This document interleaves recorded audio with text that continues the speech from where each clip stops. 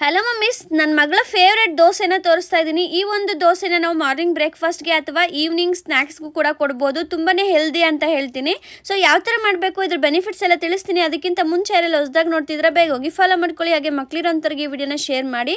ನನ್ನ ಅಕೌಂಟಲ್ಲಿ ಮಕ್ಳಿಗೆ ಬೇಕಾಗಿರೋ ಎಲ್ಲ ಥರ ವೀಡಿಯೋಸ್ ಇದೆ, ಹೋಗಿ ಒಂದ್ಸಲ ಚೆಕ್ ಮಾಡಿ. ಮೊದಲಿಗೆ ಒಂದು 2 ಟೇಬಲ್ ಸ್ಪೂನ್ ಅಷ್ಟು ಗೋಧಿ ಹಸಿಟ್ಟು, 2 ಟೇಬಲ್ ಸ್ಪೂನ್ ಅಷ್ಟು ರಾಗಿ ಹಸಿಟ್ಟನ್ನ ತಗೊಂಡಿದ್ದೀನಿ.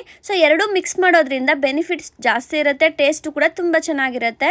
ಅದಕ್ಕೆ ಸ್ವಲ್ಪ ತಣ್ಣೀರನ್ನ ಹಾಕ್ಕೊಂಡು ಚೆನ್ನಾಗಿ ಮಿಕ್ಸ್ ಮಾಡ್ಕೋಬೇಕು. ದೋಸೆ ಹಸಿಟ್ಟು ಅದಕ್ಕೆ ಬರೋ ಅಷ್ಟು ಚೆನ್ನಾಗಿ ಮಿಕ್ಸ್ ಮಾಡಿಕೊಂಡು ಟೇಸ್ಟ್ಗೆ ಸ್ವಲ್ಪ ಉಪ್ಪನ್ನ ಸೇರಿಸ್ಕೊಂಡು ಚೆನ್ನಾಗಿ ಅದರಲ್ಲಿ ಗಂಟಿಲ್ದಂಗೆ ನಾವು ಮಿಕ್ಸ್ ಮಾಡ್ಕೋಬೇಕಾಗತ್ತೆ. ರೆಸಿಪಿ ತುಂಬಾನೇ ಈಸಿಯಾಗಿ ಮಾಡ್ಕೊಡ್ಬೋದು, ಬಟ್ ಇದರಲ್ಲಿ ಬೆನಿಫಿಟ್ಸ್ ಕೂಡ ಮಕ್ಕಳಿಗೆ ಅಷ್ಟೇ ಇರುತ್ತೆ. ರಾಗಿ ಕೊಡೋದ್ರಿಂದ ಕ್ಯಾಲ್ಸಿಯಂ ಕೂಡ ಮಕ್ಕಳಿಗೆ ಸಿಗುತ್ತೆ.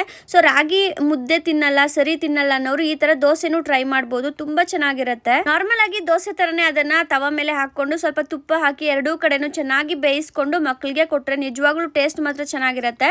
ಸೊ ನೀವು ಇದರಲ್ಲಿ ಚಟ್ನಿ ಕೂಡ ಸರ್ವ್ ಮಾಡಬಹುದು. ನನ್ನ ಮಗಳಿಗೆ ಮೊಸರು ಅಂದ್ರೆ ತುಂಬಾ ಇಷ್ಟ, ಸೊ ಅದಕ್ಕೆ ಮೊಸರು ಜೊತೆ ಕೊಟ್ಟಿದ್ದೀನಿ. ಸೊ ಈ ಒಂದು ದೋಸೆನ ನೀವು ಕೂಡ ಟ್ರೈ ಮಾಡಿ, ಈಸಿಯಾಗಿ ಮಾಡ್ಕೊಡ್ಬೋದು. ಸೊ ಇನ್ನಷ್ಟು ವಿಡಿಯೋಸ್ಗೆ ನನ್ನ ಪೇಜ್ನ ಫಾಲೋ ಮಾಡ್ಕೊಳ್ಳಿ. ಬಾಯ್.